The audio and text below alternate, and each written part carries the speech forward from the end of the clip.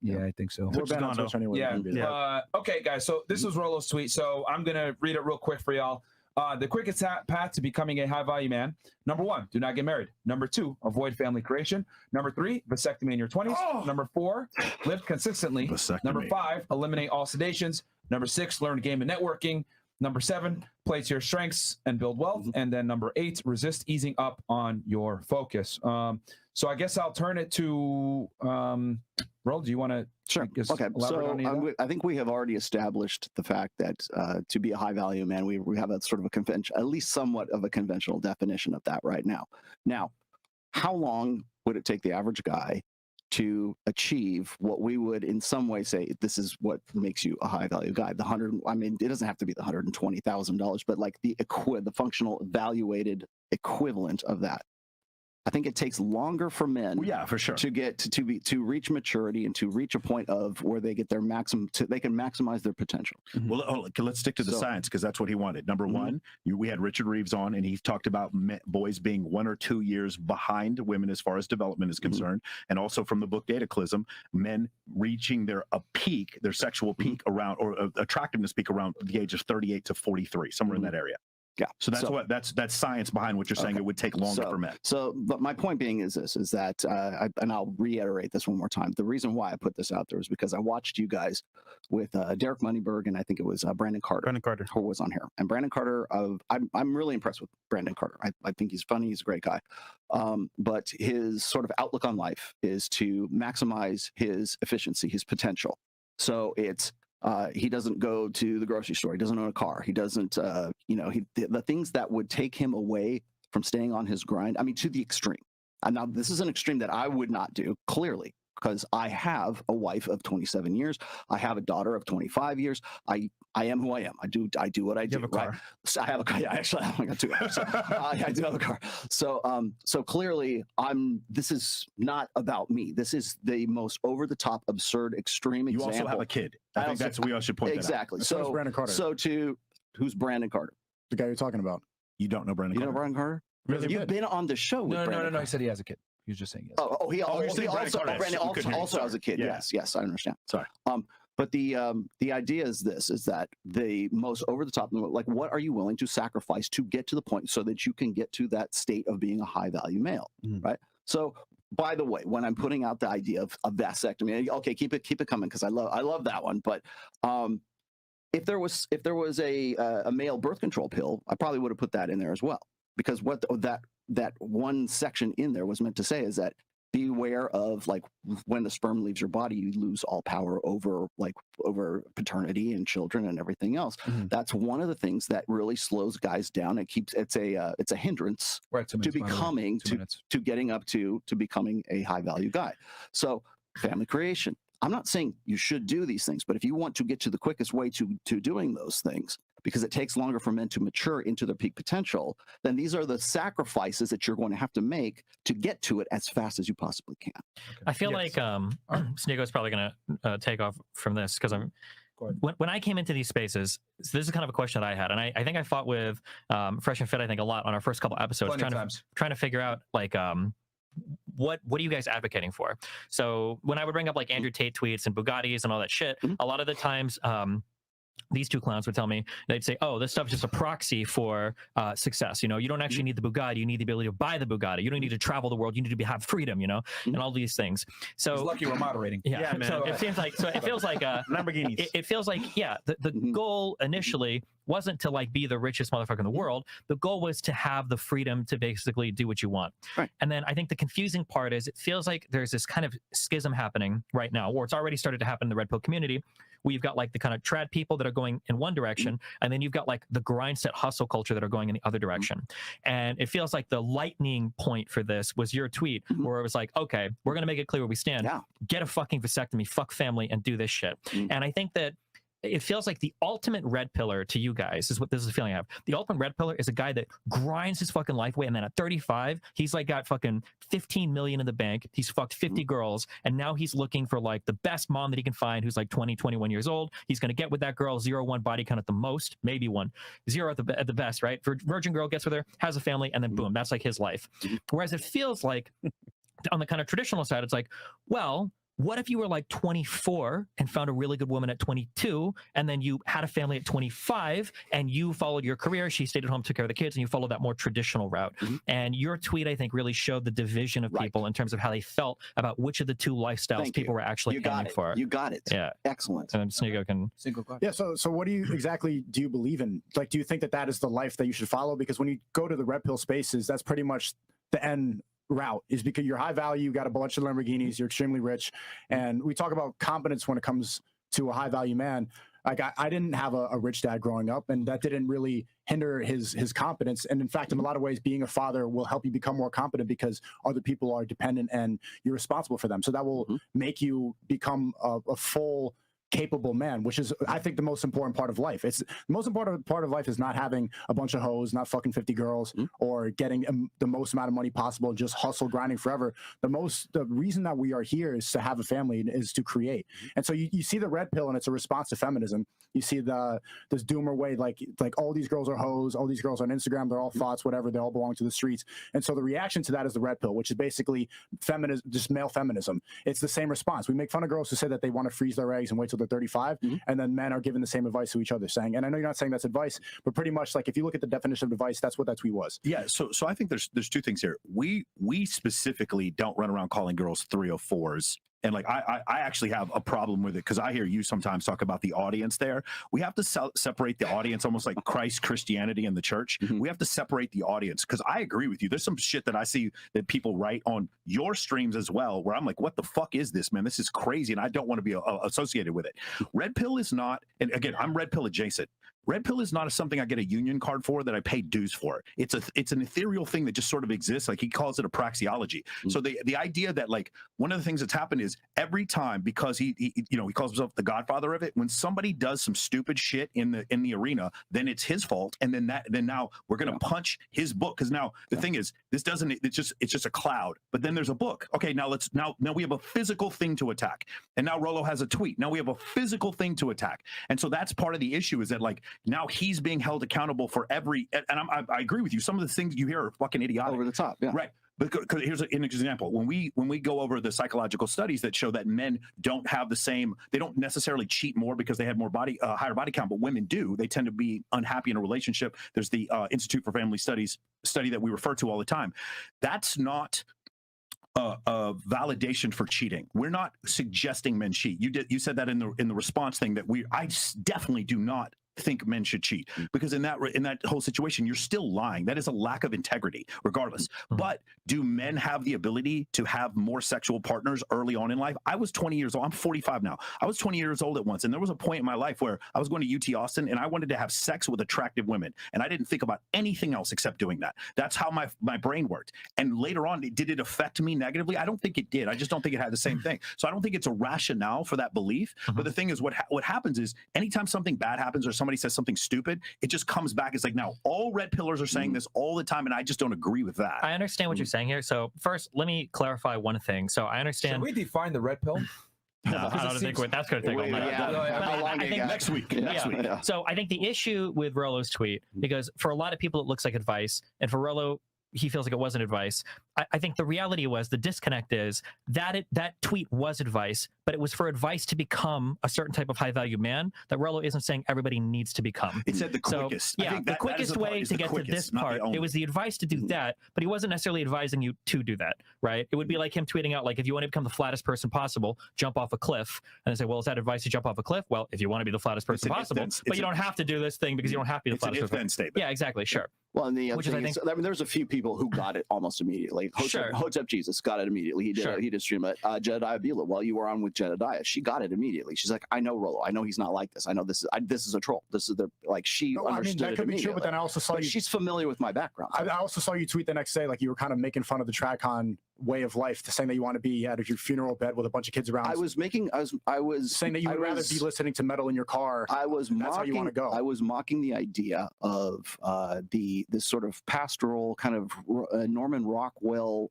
fantasy of dying on your bed with, like, as an old man, with surrounded by grandchildren and whatever, and like as if that's that, like my funeral's going to beat your funeral, Right. as if it's like Heavy metal in a car. it's I put it this way: would you rather go out in a blaze of glory? Would you rather, was it better to burn out than fade away? What would you Yeah, rather? I don't what would see you heavy rather do? metal in your car as a blaze of glory. That seems Okay, Right, but it's subjective, isn't it? Here's the thing: is it's over the top because I'm drawing attention to this fantasy of staying in your bed in an assisted living facility when 90% of people are never going to experience that. But it's a fantasy that we sell people so that we can sell them other ideologies. I want to consider one other thing. You remember what he said earlier? He's like, one of the things you said was avoid family creation. Had I written that same tweet, what I would have said instead was be the one who chooses when and where you have kids, and don't let like Control the birth. Control the birth. Wow, imagine that. From Well, I people on- understand. Yeah, so But I the understand. extreme example of that is a vasectomy. I Sure. would not have said vasectomy, but guess what? Mhm. My tweet would not have gone viral. I wish I could say vasectomy on Mhm. Twitter all day and go fucking viral. It's That's the only incredible. thing they focused So on. I too. understand what you're saying. Yeah. Then, so I would argue that you do pay dues to some extent to certain groups that you're a part of. Mhm. So this is something that I noticed being relatively outside of groups myself. I kind of watch how people move through groups, and it seems like there very much is a kind of there are a lot of groups that exist in these internet communities, and you get benefits for being part of the group because you kind of inherit audiences and cross pollination sure. from other people. Mhm. And then there are sometimes shitty parts of being in the group. So for instance, if somebody says or does something crazy, well, now you're kind of on the hook for it because this motherfucker in your union just said some wild shit, and now you kind of have to go to bat for him. I think that something that I wholeheartedly disagree with is this idea that you can say like, well, you know, everybody in my comment section might say this, but I didn't say that, or I'm just making descriptions. Humans never just make descriptions. We never just observe things. The process of choosing to observe something already requires a decision to be made, right? When you go into a laboratory to study medicine, we're not just plugging random chemicals and random elements into a formula and see what happens. We're doing something to try to figure out like, well, what is going to help make humans healthier? What's going to be a good medication for treating a disease or whatever? That's typically what we do. So when we're analyzing like the red pill, it's not just a praxeology, I think you called it, because even I think in your first book, you say like the goal is to make it so that your wife is not fucking the alpha, right? The reason why we observe things is so that we can take something useful from it and then go and do something with it. If I had an audience and I was making certain observations, and this has happened a lot, where I fight with a lot of black people, I notice my audience is getting a little bit racist. I fight with a lot of white people, I notice my audience is also getting a little racist. I fight with a bunch of women, they're starting to hate women, right? I notice that like if I do certain things, my audience definitely responds in certain ways, and your guys as well. But you're not racist. But You're it doesn't. Not, but it doesn't matter. At the end of the day, I think what matters is the impact you have on other people around you. Like if I go every day and I see my wife and I'm like, "Hey, what's up?" and it's not at the end of like 6 months, she's like, "You haven't told me that you think I'm pretty like a single time." Yeah. And I'm thinking like, "Okay, well, obviously I think you're pretty. My fucking wife." She's like, "Well, I need to hear it. I can't just say like, well, listen here, you stupid bitch. Obviously I think you're pretty. I don't have to say shit to you, motherfucker, right?" I was like, "Okay, I have to understand how you feel. I've got to tell you that I think you're beautiful. Blah blah blah. I have to do that every day because that's part of like what really matters at the end of the day is the impact you have on another person." Should right? you be held accountable for the racist comments in your from your streamers? Like directly, like Yeah. you said them, no. But if you're fostering a certain type of audience, I think as leaders, which whether or not we want to believe it, to some extent we I agree. are, that's how Totally, we're yeah. treated, right? We're paid. When somebody gives you, like, we'll say on one end, well, I don't influence my audience. And then in the next breath, somebody will be like, I'll give you X $1,000 to promote a product. Why are you promoting a product? Because if I tell you to buy it, I know you will. Yeah. Right. So obviously we have influence of our audience. And if our audience is all heading in a certain direction, I think it's important to be like, hold on, guys. I see you guys are saying a lot of this shit. Maybe we need to pull it back. So when you say things about like avoiding family creation, you know, you might say like, well, I don't actually mean to avoid it. I just mean to choose when you have children. That might be the case, but broadly in the red pill speaking, I've seen this huge push where it's like, never fucking have kids, never get married, women are trying to steal your shit, child support, alimony, women are coming after you. And it's like, okay, well, combine that with the vasectomy advice or the, you know, control your birthing advice, and it makes the relationship seem very adversarial, like you are trying to avoid having kids at all costs. That's what it feels like, I guess, from the outside. And I think that's what a lot of the followers of red pill people in comment sections, I think that's the message they would carry forward. I think the issue is then who's responsible, because one of the issues, one thing we tried, Rollo and I tried, is our show. We try to have girls on there who have master's degrees. We try to have girls on there who do all different kinds of jobs. And when we do, we get the exact same response. Yeah. When we had Miss Nevada on there, Miss Nevada, and they were like, yeah, she's a ran through fucking hoe. And I was like, what the fuck can we do? We have women on there with masters degrees. What can we fucking do? And so the thing is, while I agree with you, no matter what we do, this audience still exists and they still talk about it. But why do they think that? Why do they think that about these people? The thing is, because they want something to complain about. They want something to bitch and moan about. Yeah, but they could complain about anything, right?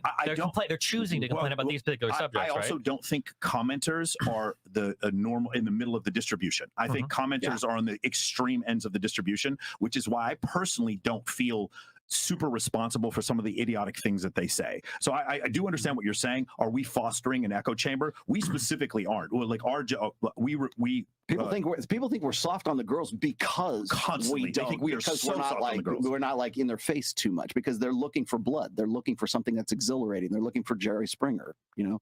But how many people do you think saw that tweet, and whether or not you call it advice, saw that and are now going to apply it? Especially because we talk about how important it is as leaders. You call yourself the godfather of the red pill. Like you kind of own this ideology, and it's like you are the forefront of it. So Well, is tweeting that a good idea? I think I put the, well, okay, first off, it was meant to provoke. That's number one. And it did. I got Matt Walsh, I got Ben Shapiro, I got Lauren Shannon. We wouldn't even be talking about this right now I don't have any of those people retweeting my shit. That's the only thing I'm saying. Like I retweeted vasectomy 5 times on Twitter. And that, we're still talking about it 2 weeks later. It was success. It was a Can we fucking add in what great Twitter's viral used for, by the way? What? And you yourself said so as well. You want to go viral, you got to say the most outlandish things. So Twitter. I would say, Right, but if that was really the only reason then you did, then you wouldn't have got on that debate and got so emotional about everything that happened. You would have started, you called us fucking idiots, you called us douche and also if it was just in order to because provoke, you weren't getting it. That's why. well, then you would have been rubbing your hands and be like, okay, I got the reaction I wanted. Here they are talking about it. Ben Shapiro, all these people are talking about it's it. not, I not got what your I fault, wanted. but to be fair, he did a reaction video where he said he was married for 50 years. I'm a cokehead, and Justin Waller pays for prostitutes. Damn. So that to be fair, there was a little ad hominem attack on us. That you weren't part of it, but that's probably where some of this came from. I would have taken that if I were you. Yeah. Just saying. yeah, because you would be here for it. You'd be fucking 2 hours late, Fred. Shut the fuck up. By the way, I've never. I'll do the moderator. Thanks, moderator. So going back, because so Sneako, you have some traditional conservative beliefs. So you disagree with the whole vasectomy part. What is the main, I guess, issue with it? Is it because of the lack of family creation? You think that's going to lead to I think he thinks I'm I think influencing the main, people, right? the two branching Generous paths what that you I set are. up, So you like, what are you can't- guys advocating for? Like, do you think if a guy could do it, if a guy could be 25 at the head of his career, starting right there, about to go down his life, but also pair with a really good woman who he could have kids with, and then by the time he's in his 30s, he's already got like 7, 8, 9-year-old, a couple children with a good wife. Is that something you guys would push for, or do you think that men should stay as far the fuck away from that as possible and wait till they hit those prime years of being like 35? So the answer would be somewhere in the middle. I think it's how over time, because I think social media has ruined things so much. If you know the whole thing where we talk about 33% of men having 0 sexual partners, that hockey stick starts at the advent of the Facebook app on the iPhone in 2008. You can see it just shoot right up to where it was 12% of men or 16% of men with 0 sexual partners, and it got up to 33. So the thing is, what's happened now is I would say it's statistically less viable, not unviable, but less viable for the 24-year-old to marry the 21-year-old and feel good about it, because by the time she's 31 and he's 30, or she's 31 and he's 34, 35, the dynamics of his relationship are going to change. He's going to make more money. He's going to see the world differently. Now, I'm not advocating he leave his wife, but now those pressures existed where they didn't exist before 2008. Sure. So so I would push back against this strongly. So here's something that I've noticed, okay? People ask me, so I talk to a lot of women, I do my thing or whatever. When people ask me, like, what do you think is the best advice for like learning game? Okay. Honest to God, the best advice is when you're like 12 to 18, having friends that are girls. Talking to women, not being nervous around them, dating in high school. You're not going to get any argument from this Sure. guy. Okay. Yeah. I don't know if you believe that or not. But honestly, that's the best time to do it. The second best time is now, right? But if you're not starting early and you're 25 and you've never even been shot down by a girl before, that's literally the scary. You could get a guy to climb the Empire State Building before asking a girl out. So immersion from women, being around women consistently. Yeah. And those warm spaces Totally where agree with dating you, and everything is possible, right? But the issue is when we push on this grind set shit so hard, and now you're getting a guy that's like 32 and he goes on a date with a girl and he wants to talk about like white papers for crypto coins. How the fuck is this guy going to be in a spot in his life where he's ready to like find a woman, settle down with a family? Like, how does he turn that on instantly? The grind set guy doesn't mean you don't talk to women ever. It just means you're not looking to get married. Well, one of those pieces of advice, like eliminate all So sedations or whatever. What that means is like eliminate pornography, eliminate alcohol, eliminate prescription, opioids, whatever. How do feminist women not fall under the category of sedations? Feminist women. Yeah, how do hoes, for example, if you're talking about porn as a sedation, drugs and everything like that, can't you group hoes directly into the category of sedation? You mean loose women or feminist women? Is that what you're saying? Exactly, because you're not looking for anything further than that. It's just a way to get some dopamine release and just have a little bit of fun. It's pretty much equivalent to playing a video game or watching porn. It's not anything, like maybe you learn a little bit about hoes, but you're not going to get anything out of it. I would say the difference is that it is far more difficult for guys to use that as a sedation than it is to say play World of Warcraft all day long, or it's to go drinking. I don't know, man. I'd push back on that too. I think we all know guys. I think we all know guys. You're in the gamer set. I got it. Well, no. No. I'm saying I think for the girl set, I think we all know guys that have thrown their life away doing dumb girl shit. Whether you end up knocking somebody up, whether you get a crazy. Half the reason shows like this exist is because guys aren't fucking getting laid. That's why. So yeah, but I think Sneako brings up a really good point that when you say eliminate, I think it's less of a I don't know, less significant than say some other forms of sedation. So when I'm talking about sedation in the tweet itself, people have I've said this a million times, is like if you want to actually get up and actually become something and be something better, this is like where I finally get into like something like a positivity hustle, right?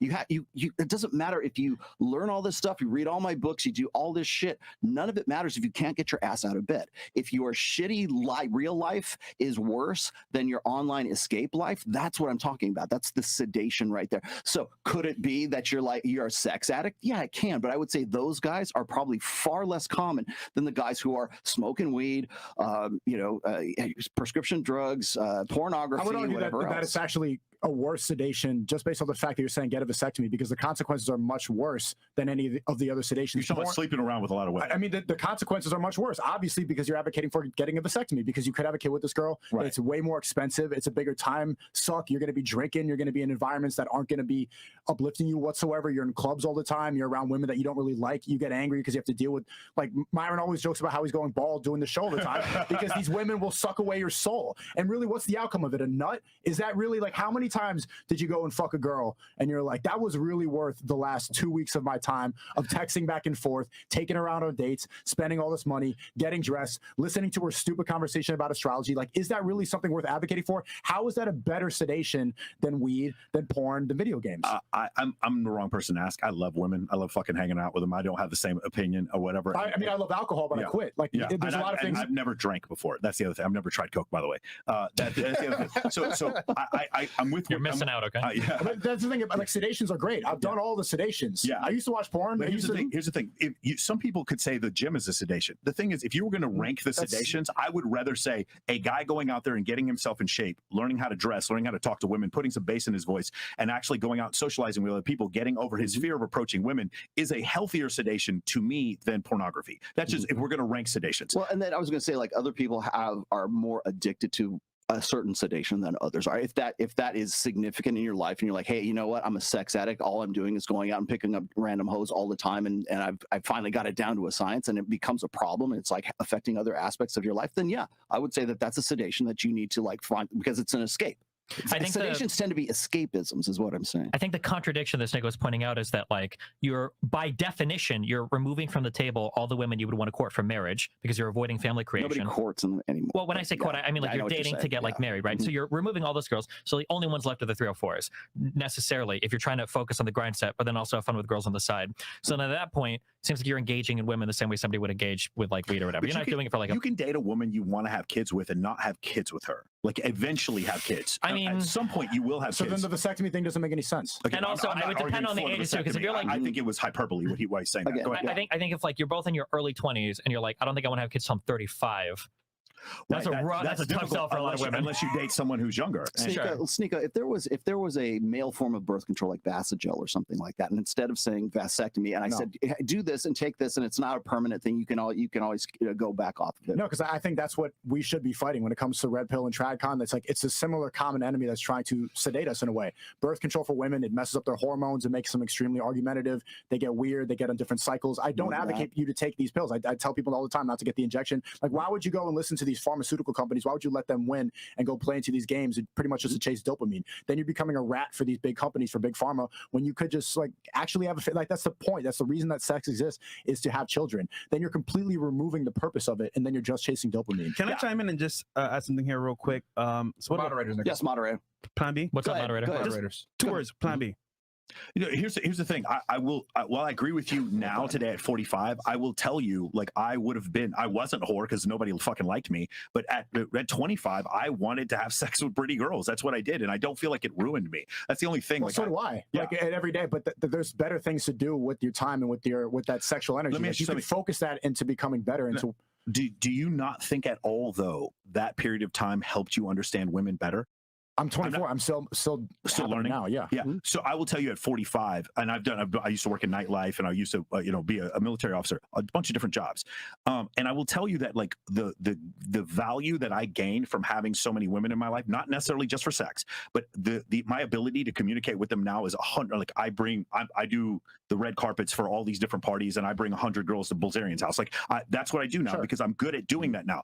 I look back at that and I say that was a good experience for me. It didn't necessarily have to have sex with all of them, but I do understand what you're saying. The problem is where I differ from you and maybe from Myron is like, I don't hate being around them. I actually fucking really like being around some of them. They're fun, they're crazy, and they're just fun to be around. I just don't want to marry them. You understand what I'm saying? That's the difference for me. It's like Juicy J says, I still love these hoes. They're for everybody, but I love them. Anyway, that's the way I look at it. I mean, maybe it's just a little different. Yeah, the way you see them purely as entertainment, but I think it's better to see them. I don't hate them either. You understand what I'm saying? But you're not really, it's better to see them as people. That's how I see them, exactly. You're seeing them as entertainment. Well, no, I think the difference he's trying to point out is that you made it sound like because you said like 2 weeks of texting this bitch to get to the payoff of sex. He sounds like he enjoys the texting. I fucking loved all of it. Yeah, which I do too, right? It's fun to like hang out with women. I was in a stage of abundance, and also my lifestyle is a little different. It's big parties that we go to, huge events, which is just a bigger, grander sedation. That's no different than really watching. I think it's networking though. Like I've met some incredible. I wouldn't be sitting here right now had I not done that. It was Andrew Tate who reached out to me, introduced me to Justin Waller, who introduced me to him, and that's how I introduced Myron. So I don't see it that way. I see it as a goal, an ends to a means. And also the other thing is, and dude, Walt will tell you this too, having beautiful women around you is one of the most incredible networking techniques that exists. That's true. There's an incredible book by Professor Ashley Mears at Boston University, where she talks about the guys who go to the Hamptons, and the ticket to get into every party at every Hamptons house with all the billionaires was to have girls. Right. So that's why that's going to lead you to a fun life. Yeah. But I was talking to Adam 22 recently, and he has his own porn thing too. I don't know if he's allowed to plug talk. Yeah, he has plug talk and everything like that. I was recently talking to him because he's been posting a lot of pictures of his daughter and stuff like that, and I always like react to them like, that's dope. Like he clearly cares about being a good father. And I had this conversation with him, and he said that after being with 400 women doing all this show, like I asked him like, was it really worth it all? That he's like, there's nothing better than having kids. Yeah. And even that's coming from a guy who's clearly been a sex addict, who did all this stuff. He went on my stream and he was talking about all these crazy threesomes, and he's like, he's very public about all this stuff. And he's saying there's nothing better than having a family and having a kid. Even this guy that's like slept with all the girls, like everybody in the chat, you watch like the top porn stars, he's been with them. And that does not compare to having a family. So yes, okay, Dan Bilzerian does he regret it? Does he regret? Yeah, because one thing could be better than something else, but it's still really fun, right? It's not about regret. It's about advocating what's best for the young male audience and for the future generation. So is it better to advocate towards vasectomy so you can go to Dan Bilzerian parties, or better to advocate like become competent men, raise a good family, have strong children, and then your life is going to be, that's the best life. I think it's a great life. I don't know if it's the only good life. I think there's a lot of people who just don't want to have children. I think we've seen it all the time, and they're happy. The thing is, if I were to look at it from the book of Leviticus or the book of Genesis, or if I were to look at it from the Quran, you're right. That's not a great life. But I think for other people, they can enjoy life without. The only people that don't want to have kids have been psyoped by the bigger agenda to believe that climate change and all these other external factors, that's the reason they don't want to have kids. It's all a lie. That's the reason we're here, is to procreate. That's all animals. You're like an evolutionary. Let me ask you this. Let's take it to the next level. Let's say you're married, okay? You found the one. You're with your girl, right? Is having sex with her without procreation, is that also an escape? Is that now a sedation? If you're not doing it to specifically have children, is it then a drug addiction?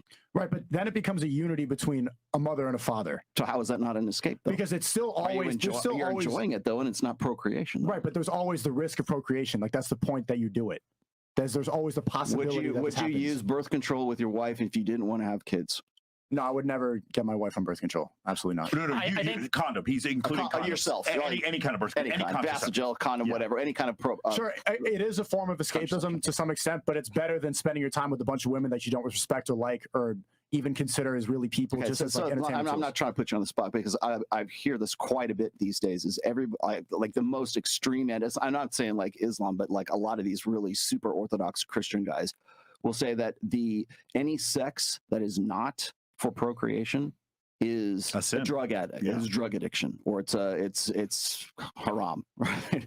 Anytime you're doing something to feel good, it's a dopamine release. Any kind of is any dopamine good?